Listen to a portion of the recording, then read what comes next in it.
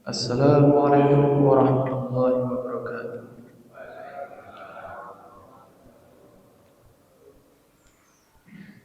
Innal hamdalillah nahmaduhu wa nasta'inuhu wa nastaghfiruh wa na'udzu billahi min shururi anfusina wa min sayyiati a'malina.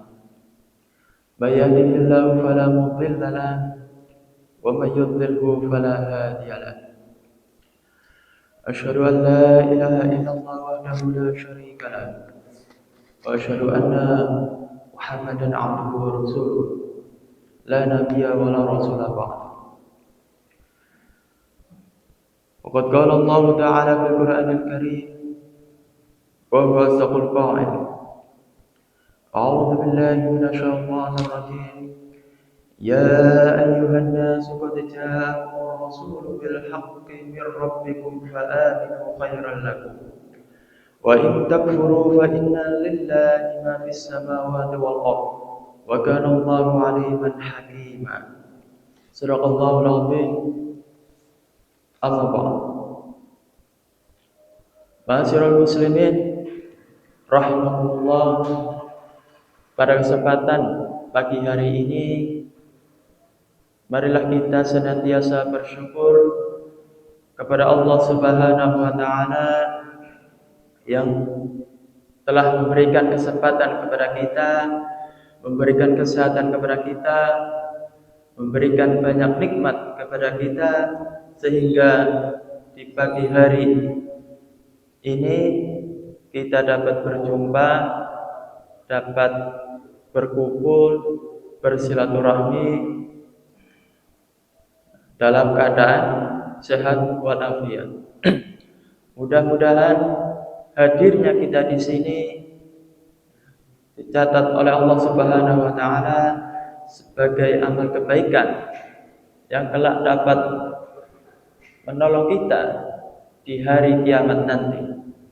Amin, amin ya rabbal alamin. Salawat serta salam marilah kita curah limpahkan kepada junjungan kita, idola kita, yakni Rasulullah Muhammad sallallahu alaihi wasallam, yang kita nantikan syafaatnya yaumil qiyamah nanti. Mudah-mudahan kita sebagai umatnya yang senantiasa berusaha mengikuti ajarannya, kelak yaumil qiyamah diakui sebagai umatnya dan mendapatkan syafaatul udzma dari beliau. Amin, amin ya rabbal alamin. Ma'asyiral muslimin rahimakumullah.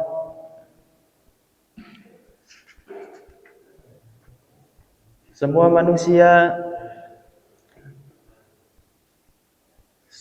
manusia memiliki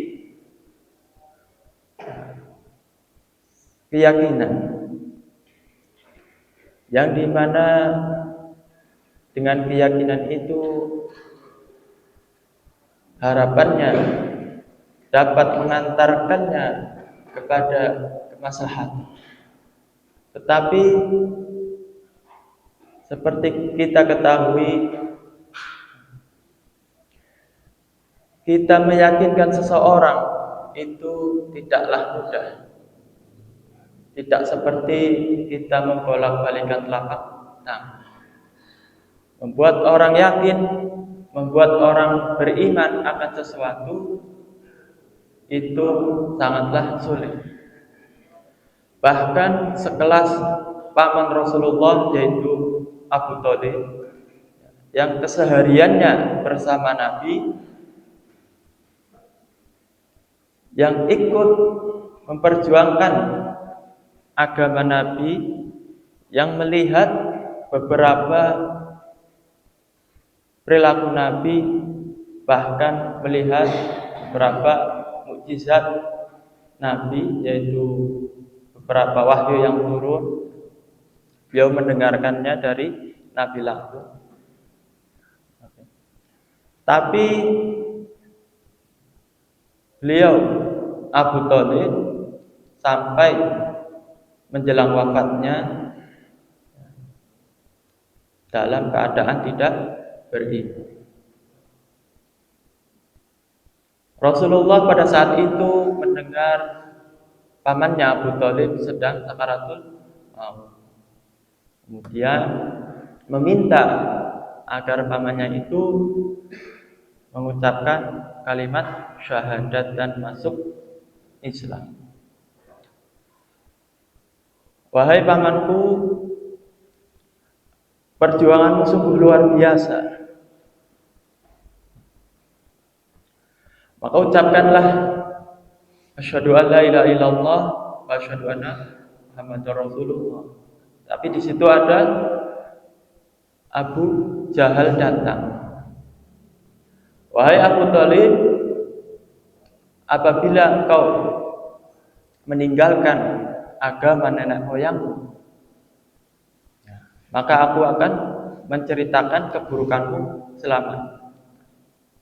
Karena itu Abu Thalib tidak mau mengucap kalimat syahadat.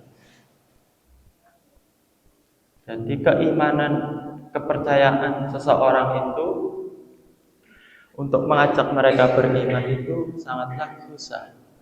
Karena itu kehendak Allah Subhanahu wa ta'ala. Seperti dalam kisah orang-orang ahli kitab meminta bukti nyata An-Nisa. Di surat An-Nisa ayat 153. Nah, di situ orang-orang ahli kitab tidak mau beriman selagi mereka tidak melihat Allah, sehingga mereka meminta Nabi Musa untuk memperlihatkan Allah kepada mereka. Nah, di surat An-Nisa ayat 153 disebutkan bahwa orang-orang ahli kitab meminta kepada Muhammad agar engkau menurunkan sebuah kitab dari langit kepada mereka. Sungguhnya mereka meminta kepada Musa apa yang lebih besar dari itu. Mereka berkata, perlihatkanlah Allah kepada kami secara nyata. Maka mereka disambar petir karena kezalimannya. Kemudian mereka menyembah anak sapi setelah mereka melihat bukti-bukti yang nyata.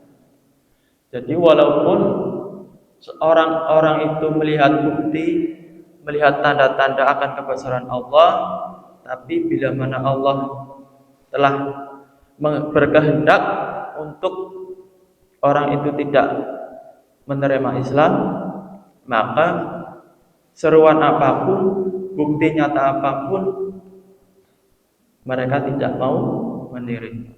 Khatamallahu ala qulubihim wa ala sam'ihim wa ala absarihim. Jadi Allah telah menutup hatinya. Wa ala sam'ihim, dan pendengaran mereka. Wa ala absarihim, dan mata mereka. Jadi walaupun mereka telah mengetahui adanya utusan yang datang kepada mereka, walaupun mereka mendengar wahyu yang turun melalui utusan itu, walaupun mereka melihat nabi atau utusan dari Allah itu, mereka tetap tidak mau beriman.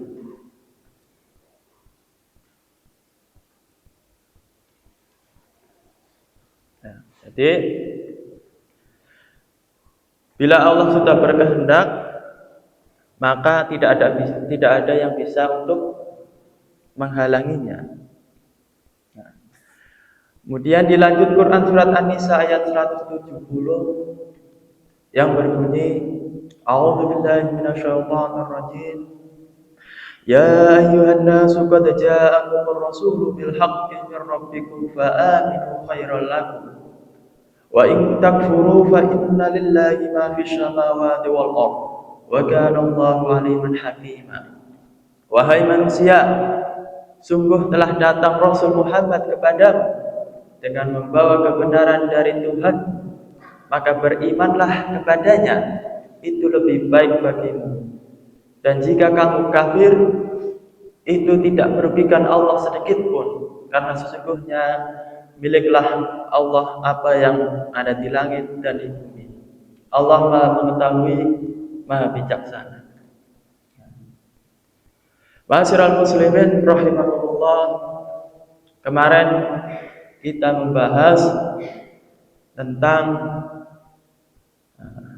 mukjizat, salah satu keistimewaan Rasulullah SAW, bahwasanya pada waktu masih kecil terjadi peristiwa pembelahan dada Nabi Shallallahu Alaihi Wasallam oleh malaikat Jibril. Kemudian diambil sebagian setan dari diri Rasulullah Shallallahu Alaihi Wasallam. Karena kejadian itu, maka Rasulullah dikembalikan kepada ibundanya Siti Aminah. Setelah dikembalikan bersama Siti Aminah, kemudian beliau mengajak Rasulullah untuk berziarah ke makam ayahnya, Abdullah bin Abdul Muthalib. Berziarah ke kota Yatsrib, Madinah. Jadi perjalanannya cukup jauh, cukup melelahkan. Sesampai di sana, beliau diajak untuk ke makam ayahandanya. Tak berselang lama setelah mereka memutuskan untuk pulang, di tengah perjalanan ternyata ibunda Rasulullah mengalami demam atau sakit. Demamnya itu begitu hebat sampai-sampai tidak ada yang bisa untuk meredam. Kemudian di tengah-tengah perjalanan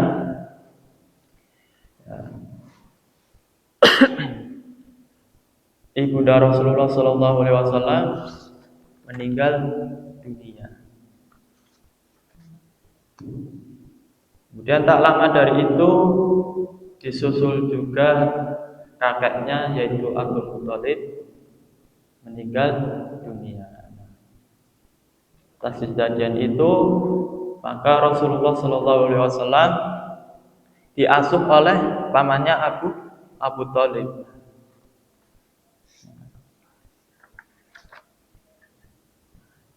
Ma'asyiral muslimin rahimakumullah, pada kesempatan ini kita akan bersama-sama membahas tentang beberapa tanda-tanda kenabian Rasulullah SAW. Karena tadi orang akan percaya sesuatu kalau orang itu akan melihat tanda-tanda atau akan melihat bukti-bukti yang nyata, sehingga orang itu mau mempercayai, mau beriman.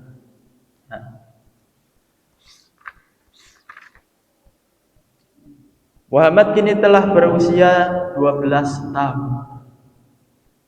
Sudah sekitar 4 tahun ia berada di bawah asuhan pamannya, yaitu Abu Thalib. Suatu hari Abu Thalib mengajak Rasulullah untuk melakukan perdagangan bersama kafilah atau rombongan dagang Abu Thalib menuju ke Syam. Di tengah perjalanan, tepatnya di kota Busra, mereka beristirahat untuk menghilangkan rasa capek, rasa letih dalam perjalanan. Nah, di kota tersebut ada seorang rahib, seorang pendeta, namanya Bahira atau Bahiro. Rahib ini merupakan kiblatnya orang-orang Nasrani pada saat itu. Jadi kayak di sini ya, kiainya. Beliau menjadi rujukan bagi kaum Nasrani pada waktu itu. Bagi kafilah atau rombongan dagang yang kebetulan melewati kota Busra, biasanya mereka itu beristirahat di kota tersebut. Tetapi tadi rohib tadi, Bahira tadi, bila mana ada orang yang mampir, dia cuek, tidak menyapa, apalagi menghidangkan jamuan. Tetapi manakala rombongan dari Abu Thalib datang dan beristirahat di situ, di sebuah pohon di dekat kawasan kuil Bahira,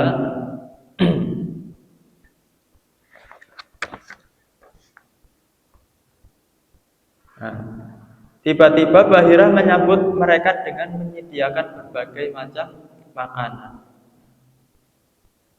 Apa kiranya yang terjadi? Tadi kalau rombongan yang lain itu beristirahat, beliau si rohib atau Bahira tidak mau menyapa, tidak mau mengasih jamuan, tetapi di saat rombongan Abu Thalib dan Nabi Muhammad, tiba-tiba Bahira menyambut mereka dengan hangat, bahkan menyuguhkan jamuan makanan untuk mereka.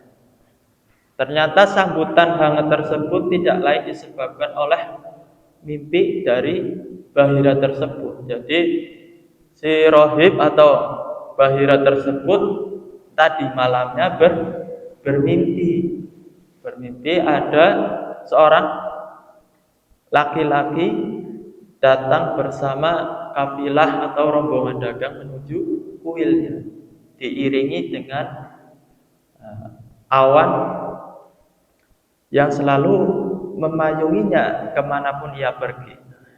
Ternyata mimpi Bahira tersebut menjadi kenyataan. Ia melihat dari kejauhan ada kafilah dagang Abu Thalib berteduh di bawah pohon tidak jauh dari kuilnya. Tadi dalam mimpinya beliau melihat ada awan yang senantiasa memayungi kafilah tersebut.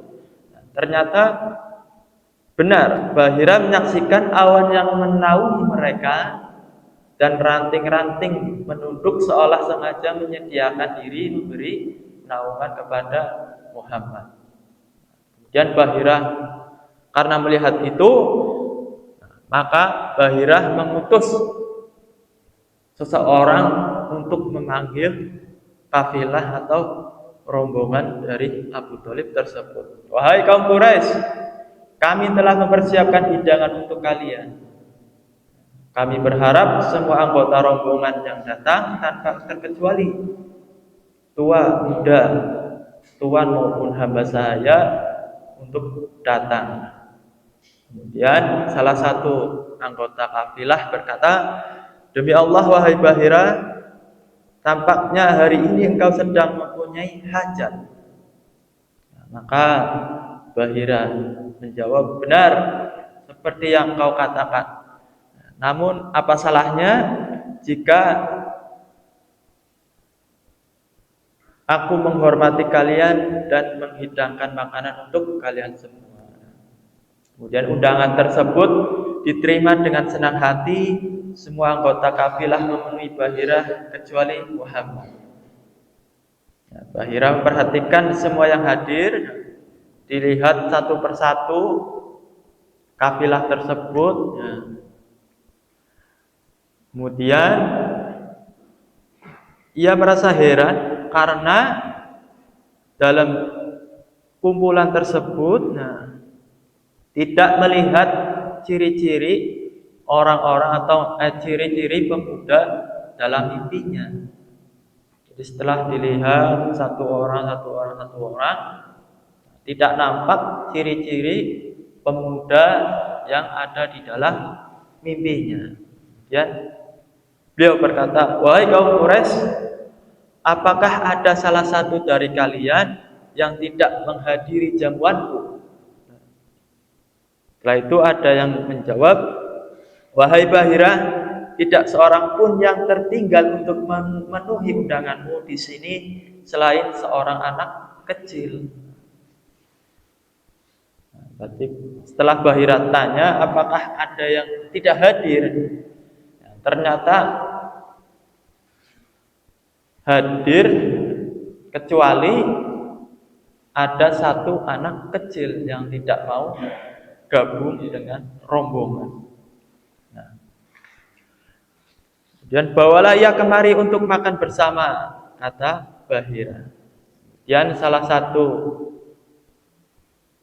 rombongan berkata, demi Lata dan Uzza, aku tidak menyangka akan dicela lantaran ketidakhadiran Muhammad putra Abdullah, cucu Abdul Muthalib. Itu kata anggota kabilah. Jadi orang-orang Quraisy yang biasa menyembah berhala, tatkala bersumpah, maka mereka mengucapkan nama-nama dari berhala tersebut. Contoh tadi Lata dan Uzza. Ini salah satu berhala yang paling besar yang mereka sembah. Jadi mereka bersumpah setiap kali berkata demi Lata dan Uzza. Kemudian orang itu bergegas mendatangi Muhammad, menggendong dan mendudukkannya bersama yang lain. Setelah Nabi Muhammad duduk, maka Bahira menatap tubuh Nabi Muhammad dalam-dalam. Perhatikan dari ujung rambut sampai ujung kaki. Ternyata hasilnya dia yakin bahwa seorang laki-laki dalam mimpinya itu telah ia temukan dalam diri Muhammad Shallallahu Alaihi Wasallam. Maka seusai jamuan, seusai mereka makan, saat semua orang telah beranjak dari tempat duduknya, maka Bahira menghampiri Nabi Muhammad Shallallahu Alaihi Wasallam. Seraya berkata, wahai anak muda, demi Lata dan Uzza, aku ingin menanyakan beberapa hal kepadamu. Kuharap engkau menjawabnya. Bahira bersumpah atas nama berhala, seperti ia mendengar tadi orang-orang kabilah Abu Thalib bersumpah dengan mengucap Lata dan Uzza. Dikiranya Rasulullah juga akan berkata seperti itu. Ternyata setelah Bahira bertanya dengan menyebut nama berhala tersebut, Rasulullah dengan tegas menjawab, jangan bertanya apapun kepadaku jika engkau menyebut nama Lata dan Uzza. Demi Allah, aku tidak pernah membenci sesuatu melebihi kebencianku kepada keduanya. Saat itu Bahira kaget, ternyata anak ini berbeda dengan rombongan yang ia tanya, yang ia temui. Jadi Rasulullah tidak mau menjawab bila mana Bahira tersebut berkata dengan menyebut nama kedua berhala tersebut. Mendengar itu, maka jawablah Bahira, demi Allah, jawablah pertanyaanku. Terus tanyakanlah apa yang kau inginkan, kata Muhammad Shallallahu Alaihi Wasallam. Kemudian Bahira bertanya kepada Rasulullah tentang seluk-beluk kehidupannya, mulai dari keadaan dirinya hingga bagaimana Muhammad tidur.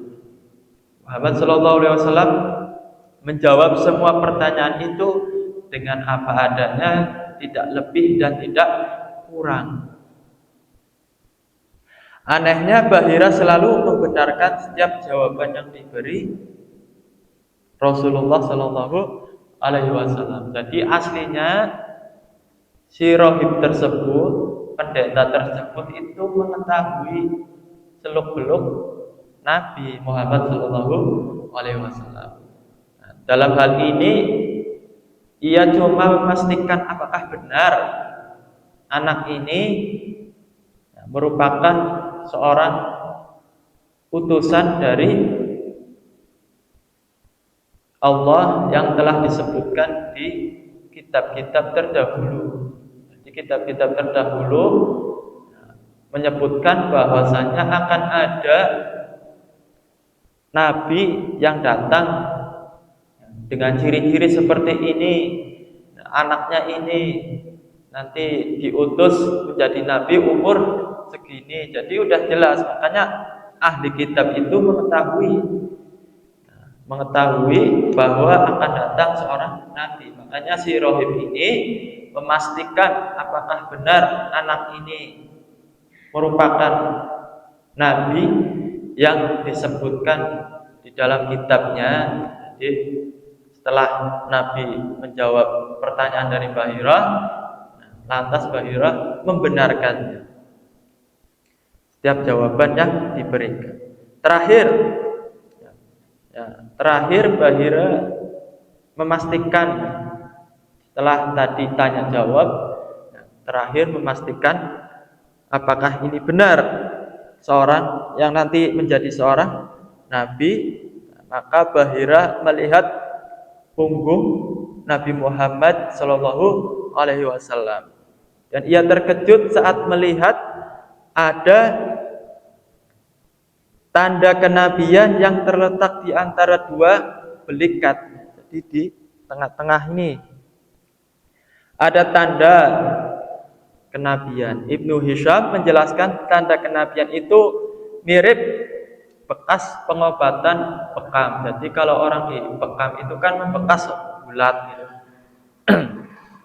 Jadi bukan panu, ada bekas seperti bekas bekam di antara belikat Nabi. Nah, setelah jelas, setelah paham dan nyata bahwasanya anak kecil yang diajak Bahira berdialog itu merupakan utusan dari Allah Subhanahu wa taala yang diberitakan di dalam kitab-kitab terdahulu. Usai mengajukan beberapa pertanyaan, Bahira menemui Abu Thalib untuk menghilangkan rasa penasarannya kepada Muhammad. Ternyata setelah melihat tanda kenabian itu masih ada rasa penasaran dalam diri Bahira. Kemudian untuk menghilangkan rasa penasaran itu, maka Bahira menanyakan kepada Abu Thalib, apa hubunganmu dengan anak itu? Tanya pada Abu Thalib. Kemudian Abu Thalib menjawab, ia adalah anakku. Rohib tahu, Bahira tahu bahwa Abu Thalib itu berbohong, sehingga ia menjawab, tidak, itu bukan anakmu. Mustahil jika ayah anak ini masih hidup, sanggah Bahira. Jadi Bahira pun sudah tahu bahwa Nabi yang disebutkan dalam kitab-kitab terdahulu dalam keadaan yatim. Maka tatkala Abu Thalib mengatakan ini adalah anakku, maka Bahira tahu bahwa Muhammad itu bukan anak Abu Thalib. Setelah diberi penjelasan itu, maka Abu Thalib mengaku, ya benar, ia adalah anak saudaramu, yaitu Abdullah bin Abdul Muthalib. Bagaimana keadaan ayahnya, kata Bahira? Ayahnya meninggal saat ia berada di dalam kandungan ibunya. Kemudian tatkala Abu Thalib menjawab seperti itu, Bahira berkata, engkau benar. Membenarkan lagi si Bahira, karena aslinya dia tahu, cuma untuk memastikan sehingga bertanya kepada Abu Thalib, engkau benar, bergegaslah membawa keponakanmu ini kembali ke negerimu dan waspadalah terhadap orang-orang Yahudi.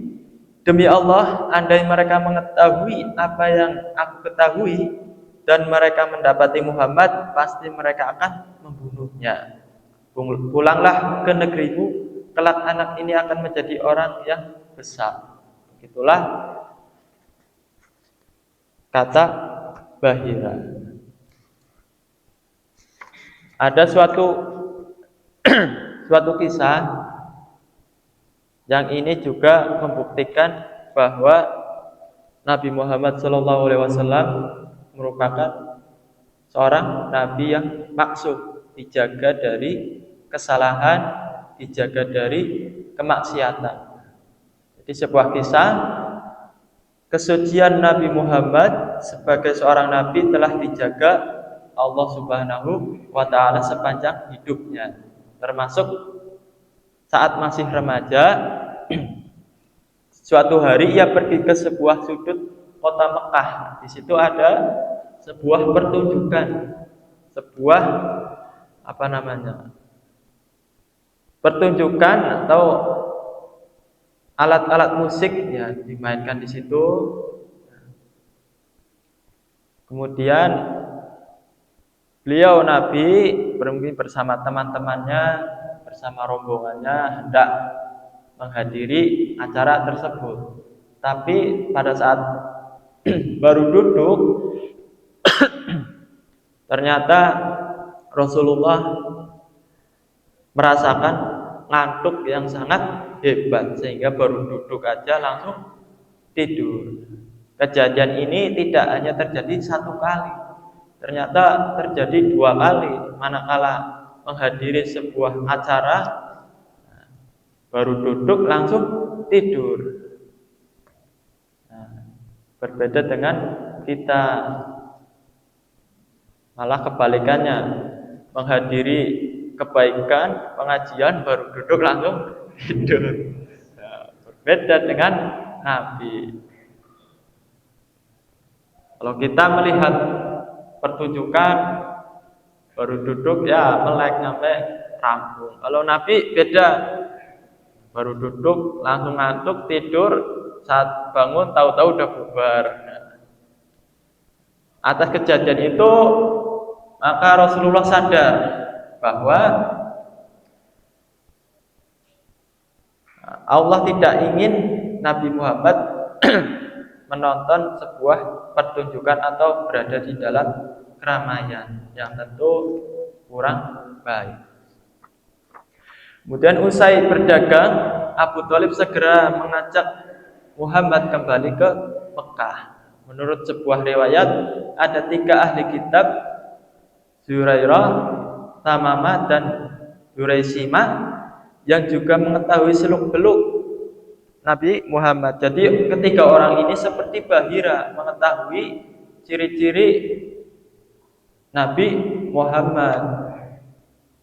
Ketiganya mendapat informasi bahwa Muhammad sedang melakukan perjalanan dagang menuju Syam. Karena itu mereka segera pergi menemui Bahira untuk meminta menyerahkan Nabi Muhammad. Ketiga orang ini ahli kitab.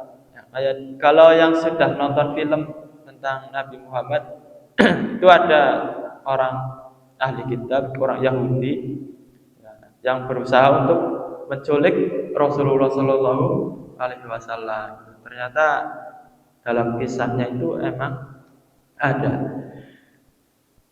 Kemudian bukannya meluluskan permintaan itu, Bahira malah memerintah mereka untuk pergi dari hadapannya. Jadi Bahira berusaha melindungi Rasulullah dari orang-orang yang hendak berbuat jahat kepadanya.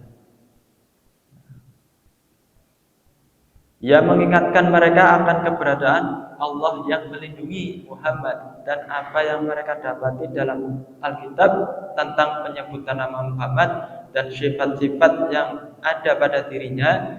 Bahira juga menginformasikan bahwa apabila orang Yahudi dan Nasrani sepakat untuk memperdaya Muhammad, mereka pasti tidak akan kuasa melakukannya. Jadi Allah sudah menjaga Rasulullah dari segala macam bahaya. Penjelasan Bahira diperhatikan mereka dengan baik. Ketiganya tak banyak membantah. Nah, mungkin karena Bahira itu sesepuh ya, jadi mereka tidak berani membantah Bahira. Mereka memahami penjelasan Bahira dan mempercayai perkataan pendeta itu. Setelah itu ketiganya begitu saja meninggalkan Bahira tanpa sedikit pun mengganggu Muhammad Sallallahu Alaihi Wasallam. Akhirnya Nabi Muhammad pun selamat. Kemudian terakhir hikmah dari peristiwa tersebut. Pertemuan antara Muhammad dan pendeta Bahira tersebut menjadi bukti tidak terbantahkan bahwa Alkitab mempunyai tanda-tanda kerasulan dan kenabian pada diri Muhammad Shallallahu Alaihi Wasallam dan waktu datangnya. Jadi dalam kitab mereka dijelaskan tanda-tanda ciri-ciri kenabian dari Muhammad Shallallahu Alaihi Wasallam dan waktu datangnya kapan, di tempat mana itu sudah dijelaskan. Makanya tadi Bahira mengetahui seluk-beluk dari Rasulullah karena mempelajari kitab-kitab terdahulu. Ya. Ini menjadi penjelasan atas firman Allah tentang bangsa Yahudi dalam surat Al-Baqarah 89.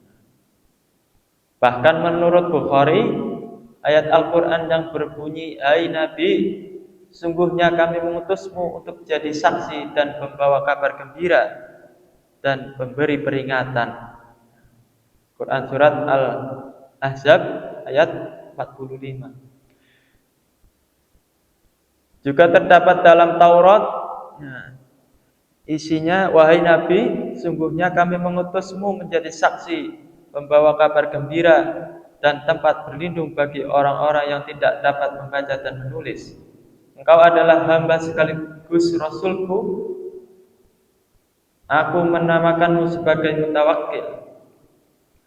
Engkau tidak kasar dan tidak keras kepala, tidak berbuat keributan di pasar, tidak membalas keburukan dengan keburukan.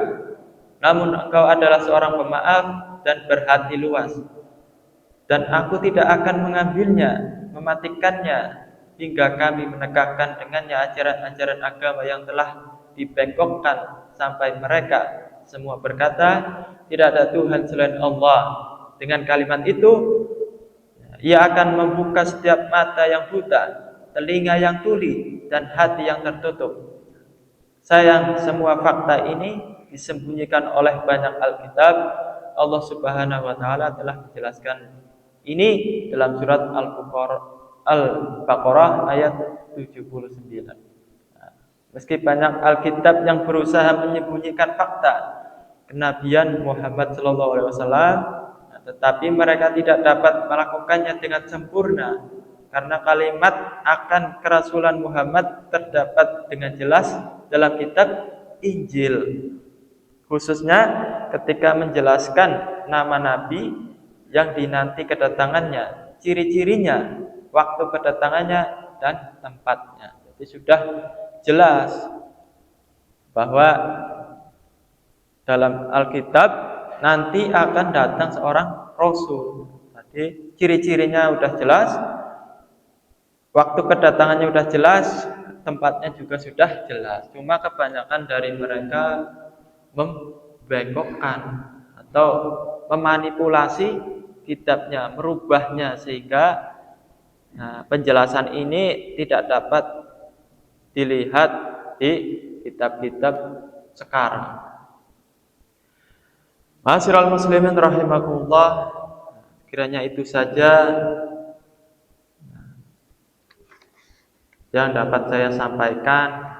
Mudah-mudahan kita selalu dalam keadaan beriman kepada Allah Subhanahu wa taala sampai akhir hayat kita.